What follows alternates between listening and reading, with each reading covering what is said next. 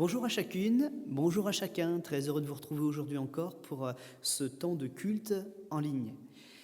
Je suis donc très heureux de vous accueillir. J'espère que dans les semaines passées, les messages que nous avons partagés avec vous vous ont fait du bien, vous ont aidé aussi à mener un culte dans votre foyer avec vos proches, qui était un culte épanouissant.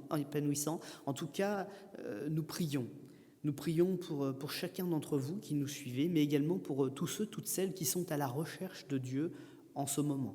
Donc, peut-être que cette façon de prier pourrait être la vôtre aussi. Priez pour ceux qui suivent ces vidéos avec nous, avec vous, et pour tous ceux qui ont besoin de les entendre et de les recevoir. Ce matin, il y aura une petite nouveauté. C'est notre frère Nathan qui apportera dans un instant quelques chants. Ce que je vais faire, c'est que je vais vous proposer d'incliner votre front, de fermer vos yeux, et nous allons commencer par le meilleur, c'est-à-dire nous allons disposer ensemble notre cœur devant le Seigneur afin de pouvoir lui dire « Seigneur Jésus, viens ». Seigneur Jésus, viens bénir ces instants. Seigneur Jésus, reçois notre louange en ces instants, parce que nous sommes premièrement venus, non pas pour recevoir, mais pour t'apporter à toi un culte. On va incliner nos fronts et on va dire au Seigneur, sois le bienvenu parmi nous. Merci Seigneur. Merci Seigneur parce que je sais que ces prières que nous faisons sont entendues. Je sais que ces temps dans lesquels nous nous réunissons ne sont pas des temps creux. Je sais que tu es là. Nous savons que tu es là. Et nous ressentons si souvent ta bonne présence avec nous, cette approbation qui descend sur nos vies. Alors s'il te plaît, aujourd'hui encore, à l'écoute de ce message, bénis-nous de ta présence. Et puis, nous avons aussi, Seigneur, des choses à te dire, des choses à te confesser, notamment des actions de reconnaissance à t'exprimer pour tout le bien que tu nous as fait encore cette semaine, parce que tu nous as protégés, parce que tu as protégé des proches, parce que certains qui étaient touchés sont même asymptomatiques. Oh oui, Seigneur, tu es bon, et mon cœur ne se lassera pas de le dire. Celui de mes frères et sœurs non plus. Entends nos cœurs ce matin et réjouis-toi, s'il te plaît, avec nous, dans ce temps où nous voulons t'apporter l'offrande de nos lèvres reconnaissantes. Amen.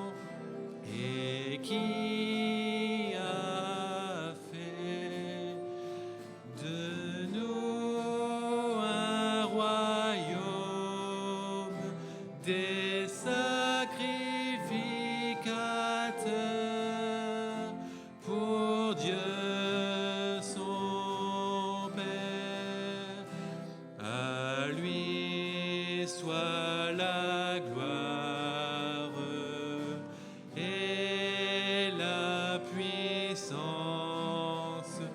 À lui soit la gloire et la puissance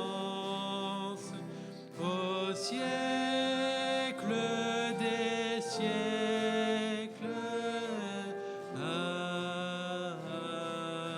Amen. Il est exalté, le roi est au-dessus des cieux. Je veux le louer. Il est élevé, à jamais exalté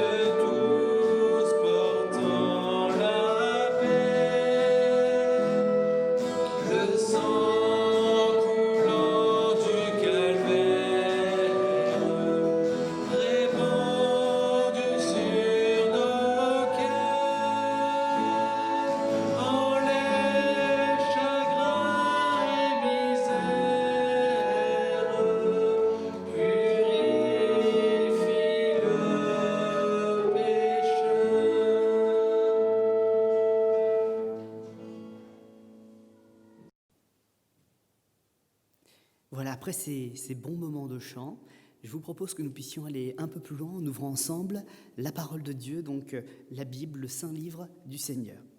C'est dans le livre de l'Ecclésiaste, au chapitre 7, le verset 19, où nous pourrons faire la lecture d'un verset, puis ensuite une seconde lecture, nous la ferons dans le livre de l'Ecclésiaste toujours, au chapitre 9, cette fois-ci, les versets 13 à 18. Nous commençons donc par Ecclésiaste 7, verset 19. La sagesse rend le sage plus fort que 10 chefs qui sont dans une ville. Ecclésiaste, chapitre 9, à partir du verset 13. J'ai aussi vu sous le soleil ce trait d'une sagesse qui m'a paru grande. Il y avait une petite ville avec peu d'hommes dans son sein. Un roi puissant marcha sur elle, l'investit et éleva contre elle de grands forts. Il s'y trouvait un homme pauvre et sage, qui sauva la ville par sa sagesse, et personne ne s'est souvenu de cet homme pauvre. J'ai dit, la sagesse vaut mieux que la force. Cependant, la sagesse du pauvre est méprisée, et ses paroles ne sont pas écoutées. Les paroles des sages, tranquillement écoutées, valent mieux que les cris de celui qui domine parmi les insensés. La sagesse vaut mieux que les instruments de guerre, mais un seul pécheur détruit beaucoup de biens. J'aimerais parler avec vous de sagesse, j'aimerais parler avec vous de calme, et j'aimerais parler avec vous aussi un petit peu de cette condition où parfois on se sent démuni, on se sent pauvre devant l'adversité, et pourtant les textes que nous avons lus qui nous ont été transmis par le plus grand sage connu de tous les temps, le roi Salomon. Derrière cette étiquette d'Ecclésiaste, il y a Salomon. Alors, est-ce que c'est directement Salomon qui nous raconte des parties de son témoignage ? Est-ce que c'est le personnage d'une pièce qui le représente, d'une pièce de théâtre ? Parce que Salomon écrivait beaucoup de pièces de théâtre. On peut supposer que c'est un personnage qui l'incarne dans ses grandes qualités et en même temps dans ses grands défauts, mais peu importe. La sagesse que Salomon nous relate ici, c'est que un homme pauvre, un homme seul, ne signifie pas que nous sommes en présence d'une personne impuissante. Parce que si l'Éternel est avec un homme, qu'il soit riche ou qu'il soit pauvre, cet homme est capable d'accomplir avec l'Éternel des choses extraordinaires. Alors j'aimerais commencer ce message en plaçant tout de suite la note en disant « Il n'y a pas de pauvres parmi nous au sens spirituel ». Nous sommes riches de la présence de Dieu, nous sommes riches de l'amour de Dieu, nous sommes riches du salut par grâce, nous sommes riches d'un cœur transformé, libéré, léger. Alors c'est vrai que par contre, il y a encore des petites choses qui sont là, tout n'est pas idyllique, il y a encore des petits défauts de caractère à travailler, il y a de la timidité à travailler. Et je crois que le message de ce matin, il a aussi cette pensée de nous dire « Arrête d'être timide, arrête de laisser parler ton ego un peu trop fort aussi, parce que si tu laisses le Seigneur s'exprimer au travers de toi, il déploiera la grandeur de sa puissance au travers de ta vie. » Alors comme Jean-Baptiste, nous pourrions commencer à changer notre discours à l'approche de Jésus et de dire « Il faut que je diminue, il faut qu'il croisse. Il faut qu'il croisse, il faut que je diminue. » Et si nous sommes vides de nous-mêmes, nous pourrons être remplis du Seigneur. Et nous pourrons être remplis de sa sagesse. Nous pourrons être de ces personnes qui, aux yeux du monde, sont peut-être seules, peut-être pauvres, sans moyens. Mais quand ils nous entendront, quand ils nous verront agir, ils découvriront la puissance de celui sur lequel nous nous appuyons. Et voyons comment cette puissance est grande. Un roi puissant qui a même une puissance financière puisqu'il bâtit des forts autour d'une ville pour la prendre d'assaut. Et puis c'est un homme pauvre avec des paroles qui va le désarçonner et le chasser. Dans les Proverbes, nous trouvons différents versets très encourageants. Par la sagesse, une maison s'élève. Oui. Un homme sage a le pouvoir de bâtir une maison. Celui qui fréquente les sages devient sage. Et ça, c'est aussi une promesse. C'est que la sagesse, elle s'acquiert et que Dieu a pourvu aussi à des personnes bienveillantes pour nous accompagner. Si nous voulons grandir, Si nous voulons grandir dans le bon état d'esprit, si nous voulons grandir pour Dieu, le Seigneur a déjà pourvu à une multitude de frères et de sœurs bien avisés qui sauront nous emmener beaucoup, beaucoup plus loin que ce que nous aurions fait tout seuls. Et je crois qu'à l'écoute de ce message, il y a en ce moment des sages qui ont fait justement la preuve de leur sagesse en bâtissant comme il faut leur foyer autour de Jésus. Pendant des années, ils se sont employés à leur foi personnelle, puis ils sont devenus parents. Ils ont transmis la foi à leurs enfants. Et on a vu que les choses étaient bien faites, parce qu'à leur tour, ils sont devenus grands-parents, et les petits-enfants continuent de poursuivre dans la réussite qu'ils ont engendrée. Et certainement que vous connaissez comme moi beaucoup de foyers chrétiens, il y en a des riches, il y en a des plus modestes, mais aucun ne peut dire qu'il est malheureux.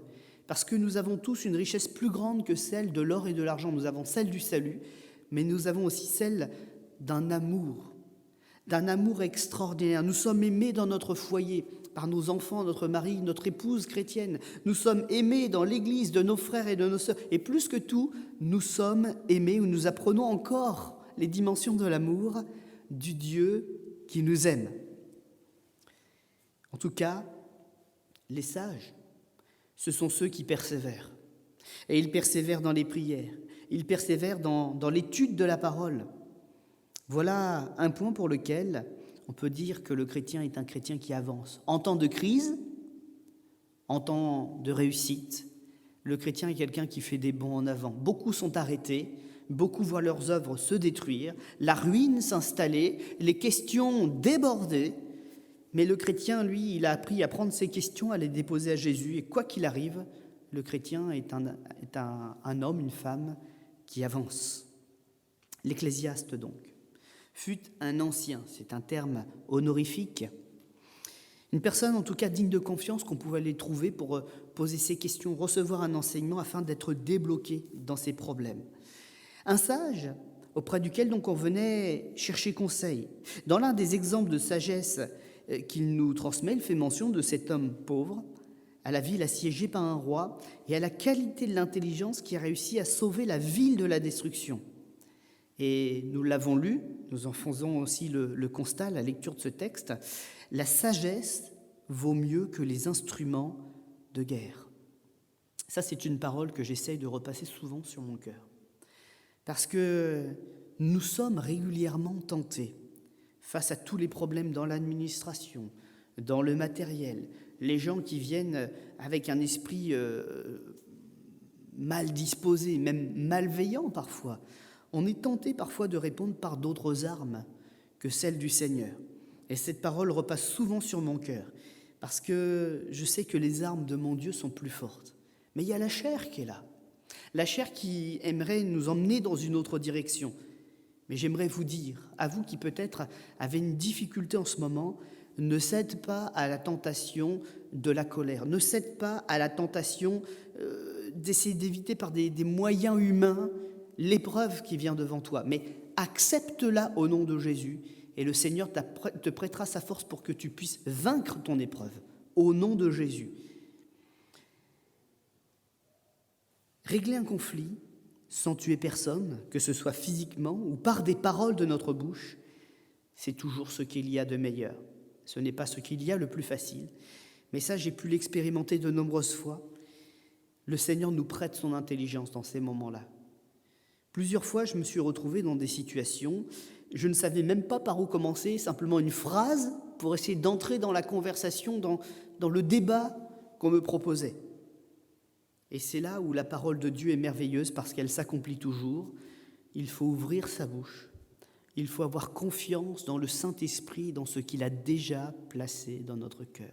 Si nous sommes fidèles tout au long de l'année à prier, à lire la Bible, je peux vous assurer qu'au moment où il y a une épreuve, ce n'est pas notre intelligence qui parle, c'est l'abondance de notre cœur, cette abondance sanctifiée, cette abondance d'une parole puissante qui vient d'en haut, qui est déversée par notre bouche et qui fait taire notre adversaire. Plusieurs fois, le Seigneur m'a étonné de ces mots qui sont sortis, j'allais dire presque spontanément. Et là, on voit bien l'action du Saint-Esprit, c'est de l'inspiration. Ce n'est pas quelque chose que mon esprit, mon intelligence maîtrisait. mais c'était bien celui qui venait à l'instant même pour me défendre, qui prenait sa place parce qu'il me l'a promis. Et je sais qu'il le fait avec de nombreux parmi nous. Et je sais qu'il veut le faire avec chacun d'entre nous. À chaque fois qu'il y a un agresseur, à chaque fois qu'il y a un adversaire, le Saint-Esprit est notre défense. Notre Maître, le Seigneur Jésus, est notre avocat. Et ses armes, à l'instant même, deviennent nos armes. Non. Peut-être qu'au vu de ce monde, nous sommes pauvres en argent, mais nous ne le sommes certainement pas en esprit. Le Seigneur nous a fait grandir et il nous grandira, il nous fera grandir encore. Mais toutefois, régler un conflit avec des paroles inspirées, même si c'est une défense, une des meilleures défenses qui existe, peut-être la meilleure, cela réclame quand même quelque chose. C'est d'avoir aussi un cœur qui s'entraîne à l'amour du prochain. Et toute la puissance de Dieu, son efficacité, elle repose aussi sur cette notion. Ce n'est pas simplement la foi, mais c'est aussi l'amour. Parce que faire taire une personne avec des paroles précises, bien construites, c'est une chose, mais le chrétien ne compte pas que sur cela. Il veut encore la conversion de son ennemi. Et c'est en cela que nos guerres sont bien gagnées, que nos guerres sont des problèmes définitivement réglés. C'est que le chrétien, avec la façon qu'il a d'agir, avec l'appui qu'il prend sur Dieu, il est même capable de convertir son ennemi à sa cause, par l'amour qu'il lui montre. Parce que vous savez, quelqu'un qui n'est pas à Dieu, il vient contre vous pour vous écraser. Et s'il peut prendre l'avantage, il vous écrase. S'il ne peut pas prendre l'avantage, il essaye de vous blesser quand même. Mais au travers de nous, ce monde a un exemple qu'il ne connaît pas, qu'il ne peut que l'étonner, et même, j'allais dire, le laisser sans armes, démuni. C'est que le chrétien, il a la puissance de Dieu pour désarmer ses adversaires, mais il a aussi tout un amour à donner à son adversaire pour qu'il change. Et je crois qu'aujourd'hui, plus que jamais, la sagesse que Dieu nous a donnée, elle doit grandir et se manifester de cette manière. Ce monde attend d'être étonné par des miracles, des guérisons, des mers ouvertes, des déserts qui fleurissent. Dieu peut le faire. Mais dans cette génération, ce qui manque à ce monde, c'est le pouvoir de l'amour et du pardon. Et c'est cela qui bouleversera les cœurs. Et c'est là que nous devons chercher le miracle à apporter à la génération qui nous écoute aujourd'hui.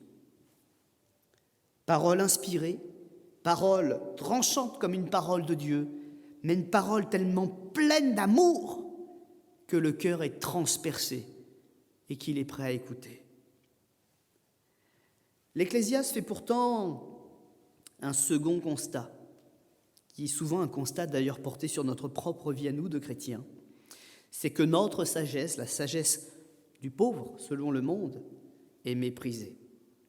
Et je me suis posé cette question, comme vous vous l'êtes certainement déjà posée, vous aussi en votre temps, à la lecture de ce texte. Pourquoi méprise-t-on la sagesse du pauvre, puisqu'elle est si efficace, puisqu'elle fait ses preuves, puisque même des témoignages extraordinaires sont donnés ? Eh bien, la réponse qui m'a paru la plus évidente est celle-ci. Le pauvre, il agit sans regarder son intérêt. Il agit par amour. Il agit par respect d'autrui. C'est d'ailleurs pour cela qu'il est pauvre. Il ne cherche pas à s'enrichir par sa sagesse. Il ne cherche pas, quand il règle un problème, à avoir un salaire pour cela. C'est pour cela qu'il est resté pauvre. Et pourtant, il a une grandeur d'âme inégalable. L'homme violent règle ses conflits par la guerre, pour instaurer la peur, acquérir des biens, éliminer toute oppression. Il ne comprendra jamais les trésors de la douceur et de la compassion que le pauvre a su trouver. Certaines richesses ne sont accessibles qu'aux personnes vivant par l'esprit. Par l'esprit, à plus forte raison, par des hommes tirant leur sagesse de la bouche du Saint-Esprit, du Seigneur. Pauvre en argent, c'est vrai, pour un grand nombre parmi nous, mais riche de tellement d'autres choses. J'en faisais déjà une petite énumération tout à l'heure dans l'introduction, mais j'aimerais dire au moins ceci en particulier. Pauvre en argent, mais riche d'une famille et d'un amour véritable. J'en suis un exemple. Je n'ai pas de grande richesse. Je suis comme beaucoup de personnes. dans un appartement en location, mais je suis riche en amour, d'une famille que j'ai le bonheur de pouvoir avoir avec moi tous les jours, d'une famille qui non seulement me connaît comme son papa, mais partage aussi ma foi, qui me connaît dans une intimité que beaucoup de familles ne connaissent pas du tout. Je suis heureux parce que je suis riche de cette richesse-là. Et j'aimerais tellement vous la faire connaître, parce que c'est une richesse qui ne rend pas malheureux. C'est une richesse qui comble le cœur, surtout quand le Seigneur en fait partie et qu'il est lui-même partie prenante de cette belle famille. Les chrétiens vivant authentiquement la vie de l'esprit seront toujours méprisés par ceux de l'extérieur qui ne comprennent pas ou ne veulent pas comprendre ce qu'ils sont en train de vivre. Parce que le monde nous voit comme des personnes faibles, où il s'imagine que nous sommes faibles, ou liés à un maître. Mais en réalité, nous avons choisi notre maître, mais nous avons tous un maître. La cigarette est un maître, l'alcool est un maître, une maîtresse est un maître. Moi, j'ai choisi un maître qui est saint, qui me fait du bien, qui me connaît et qui m'aime quand même. Je suis un heureux serviteur. Et je crois que c'est une des plus belles conditions que l'on puisse avoir. Être libre dans la maison de celui qui nous accueille, qui nous défend et qui valorise notre vie. Ma vie, notre vie, frères et sœurs, elle a du sens aux pieds de Jésus. La réalité, c'est qu'il faut des trésors de sagesse et de patience pour ne pas répliquer à une personne qui nous menace. Avoir les yeux bien ouverts pour reconnaître aussi l'œuvre de Satan, l'accusateur, et les conséquences, la mort qui règne tout autour de nous dans ce monde de violence. Mais le Seigneur nous éclaire. Et c'est déjà aussi un élément puissant de sa protection. Soyons donc des hommes et des femmes modérés. Soyons des hommes et des femmes mesurés dans tout ce que nous faisons sur cette terre. Ce que nous avons pour un temps, rappelons-nous que c'est pour un temps, ce n'est que pour cette terre, et gérons-le le mieux possible, c'est-à-dire avec l'approbation de Dieu, et ne comptons pas nos efforts. Faisons de nos vies de belles vies, bien remplies. Mieux vaut le pauvre qui marche dans l'intégrité, dit l'Écriture, que l'homme qui a des lèvres pervers et qui se conduit en insensé. Ce que nous faisons, ça peut paraître fou à quelques-uns, mais en réalité, grâce à cela, nous tenons la porte ouverte d'un avenir extraordinaire. Certains se sont amassés des richesses. Il suffit d'un krach boursier, il suffit d'un divorce, ils perdent tout. Et comme ils ne sont pas au Seigneur, il n'y a personne pour les aider à réparer. Nous, ce que nous le faisons en mesurant, nous le faisons avec intégrité, nous le faisons avec sainteté. Et si quelque chose se brise, nous avons la promesse d'un Sauveur qui répare. Notre avenir est préparé entre les mains de Jésus. Alors, soyons confiants non pas dans ce monde, ni dans ce qu'il pourra nous arriver dans ce monde, mais soyons confiants dans Dieu et dans l'œuvre qu'il a prévue pour nous dès maintenant dans ce monde, mais surtout pour le monde à venir. Un autre exemple que celui de cet homme pauvre qui a défendu une ville, c'est l'exemple aussi d'une femme qui a aidé à défendre une ville. En Christ, la Bible nous dit qu'il n'y a plus de valeur. C'est homme et femme. Je parle au sens moral, au sens spirituel. C'est ce que la Bible nous enseigne. Et la sagesse que Dieu donne à un homme, il peut la donner de la même manière à une femme. Et si j'allais plus loin, je dirais même, il peut le donner de la même manière à quiconque le demande, du plus jeune au plus âgé. Pour le plus âgé, il n'est pas encore trop tard. Et pour le plus jeune, il n'est pas trop tôt. Dieu nous grandit de sa grâce. Celui qui demande, c'est celui qui recevra. Une femme demanda donc à parler à Joab dans 2 Samuel chapitre 20, versets 15 à 22, chef des armées du roi David. Et elle aussi fit en sorte que toute la ville dans laquelle elle habitait soit épargnée. Un homme mauvais qui s'appelait Sheba, un rebelle, un comploteur qui avait profité d'un récent conflit, va essayer de renverser le roi David. Et il s'était réfugié dans les murs de sa ville. La communauté était en crise parce que elle avait très bien compris, la communauté de cette ville, que oui, le roi allait venir et qu'il allait tout détruire, pensant que cet homme était protégé volontairement par les gens de cette ville, puisqu'il avait pu y trouver refuge. Mais cette femme, bien avisée, fera ce qu'il faut pour que cet homme soit chassé. Il y a des hommes, il y a des femmes pervers, ingénieux au mal, qui arrivent à mettre des pieds dans nos commerces, des pieds dans nos maisons, des pieds dans l'Église. Je ne dis pas notre Église, c'est l'Église de Jésus, mais quand même. Dans les associations, ils sont ingénieux au mal. Et le temps qu'on arrive à faire tomber le masque, ils ont déjà pris de la place. Humainement, comment gérer de telles choses ? Toutes les situations sont différentes et j'ai dit en plus, elles sont tragiques. Il n'y a pas de recette miracle. Mais par contre, il y a une position que nous pouvons prendre. C'est la position de la foi, afin que le Seigneur nous donne du discernement et de la sagesse pour dévoiler l'ennemi et savoir comment le combattre. Je le disais tout à l'heure, les sages sont ceux qui, en temps de crise, comme en temps de paix, ont su garder la culture de la prière, de la persévérance dans la prière et dans l'étude de la parole du Seigneur. Que faire donc en temps de crise ? Quelques conseils pour nous accompagner. Savoir garder le silence plutôt que de dire ou de faire n'importe quoi. Apprendre peut-être tout simplement à gérer ce temps où on doit garder le silence. Il est bon d'attendre en silence le secours de l'Éternel, c'est-à-dire sans alimenter les craintes, les conflits et les mauvaises paroles. Garde le silence devant l'Éternel, nous dit encore l'Écriture, et espère en lui. Voilà un travail important. Certains vont dire, il faut que je m'occupe. Oui, une occupation, quand on est confiné, il faut en trouver. Mais c'est surtout de cultiver aussi l'espérance de celui qui délivre. Jésus est là. Jésus délivre.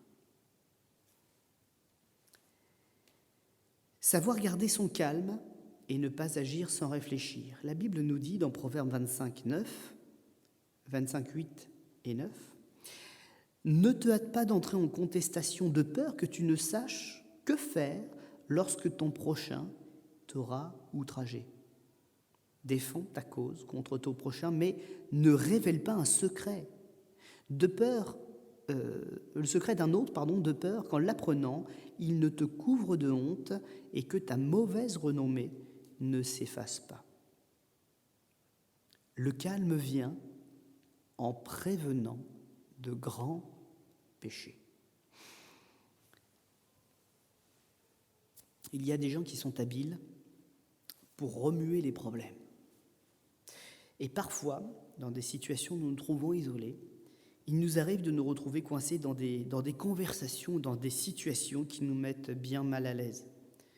Frères et sœurs, veillons bien sur notre langue, veillons bien sur notre cœur, soyons des outils de paix, soyons des outils de calme, afin que les grands péchés d'un certain nombre autour de nous puissent être prévenus. Vous savez ce qu'on a pris conscience dans cette société, la nôtre depuis 10, 15, 20 ans, c'est qu'il vaut mieux prévenir un problème plutôt que d'éteindre des incendies et quand il est déjà à moitié trop tard.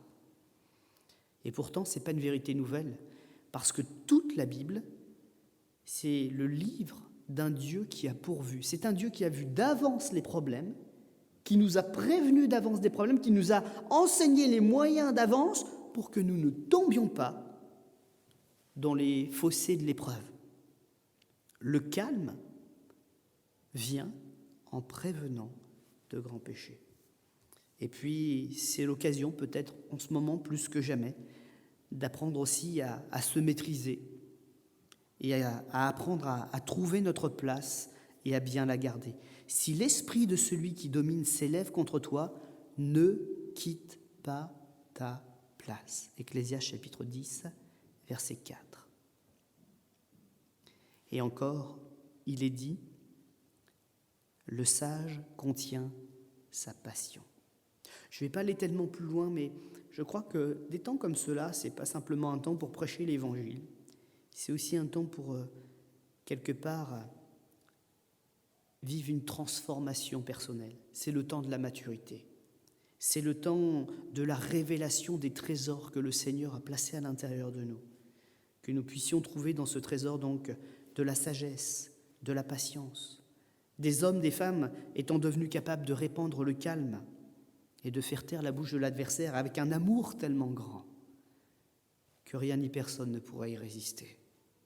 Je dirais simplement en conclusion, rappelons-nous que Christ, c'est lui qui est la source de la vraie sagesse. Par elle, il a créé le ciel. Par elle, il a créé la terre. Et si quelqu'un peut bien nous venir en aide efficacement, c'est lui. Même si une situation semble difficile ou durer depuis longtemps, ça commence à faire longtemps, pour ce qui est du Covid en tout cas, restons bien conscients que c'est à Christ d'agir. Ne forçons pas les étapes de la reprise de l'Église. Ne forçons pas les étapes de la reprise de l'évangélisation. Ne forçons pas certaines étapes, peut-être pour créer une relation avec quelqu'un. Parce que certaines personnes sont seules en ce moment. Peut-être qu'elles se sont rapprochées par le téléphone ou par Internet. Peut-être que des affections, même des amours sont en train de naître. Gardons bien à l'esprit qu'il nous faut être vigilants et faire ces choses avec le Seigneur pour qu'elles puissent être pleinement bénies. Ne nous opposons pas au Seigneur, pas plus que d'habitude, n'allons pas plus vite que le Seigneur, laissons-le agir parce que son plan est un plan de bonheur pour notre vie. Chaque jour, la sagesse de Dieu guide nos vies, nous ouvre de nouvelles voies, prépare notre lendemain. Acceptons donc d'entendre et de mettre en pratique ce qu'il nous dit encore aujourd'hui. Jacques dira, si quelqu'un manque de sagesse, il peut la réclamer avec foi et le Seigneur la lui accordera. On va incliner notre front et on va demander au Seigneur de nous emmener un peu plus loin et de faire en sorte que ce confinement ait un sens. Pas simplement le sens d'une maladie, d'un combat, mais que ça prenne un sens parce qu'on l'a aussi voulu. Vous savez que vous avez le pouvoir de changer votre état d'esprit grâce au Seigneur. En ce moment, on peut passer d'un état d'esprit défaitiste à un état victorieux. On peut passer d'un état d'esprit qui dit on va perdre du temps, on perd du temps, on perd du temps, à un état d'esprit qui peut dire mais j'ai du temps, je peux en faire quelque chose.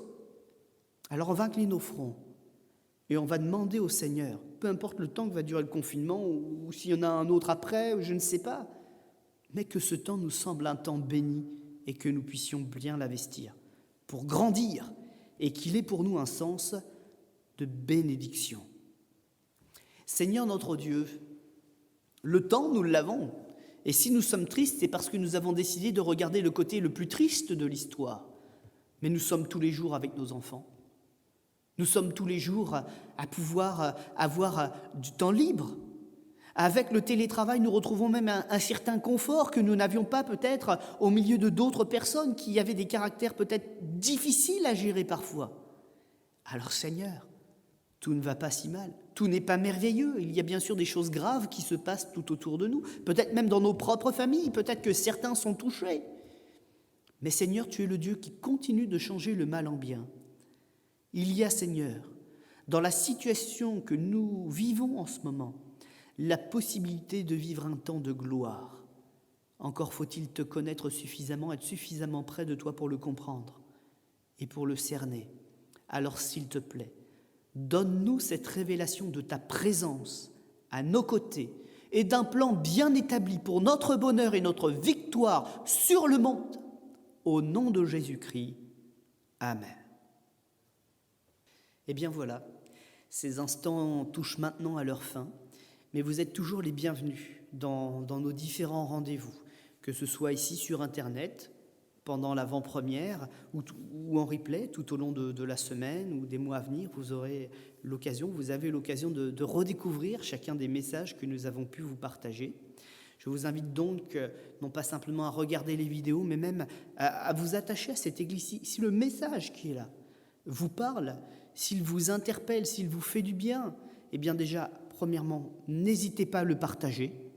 Et puis, vous-même, pensez à vous abonner. pour qu'à chaque fois qu'une nouvelle vidéo paraît, vous puissiez recevoir une petite notification qui vous permet de retrouver facilement le message que nous venons de mettre en ligne. Peut-être aurez-vous des questions, aurez-vous aussi le désir d'aller plus loin parce que la foi a commencé à naître dans votre cœur.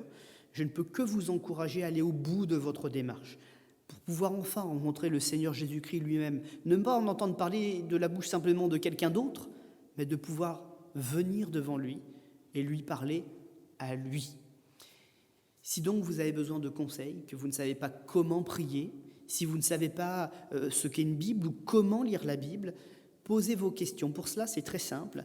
Vous pouvez nous retrouver grâce aux différentes coordonnées qui sont dans le descriptif de cette vidéo. Vous pouvez nous retrouver par téléphone, par SMS, vous pouvez nous retrouver par email et également sur la page Facebook ou encore tout simplement sur cette chaîne YouTube. Tous les liens sont disponibles et vous pouvez très facilement nous contacter. Nous nous ferons d'ailleurs une joie de vous répondre très rapidement. Je vais maintenant vous souhaiter une bonne fin de journée. Que la grâce du Seigneur vous accompagne. On va incliner notre front une dernière fois tous ensemble. Et ce que je vais faire, c'est que je vais demander la grâce de Dieu pour vos vies.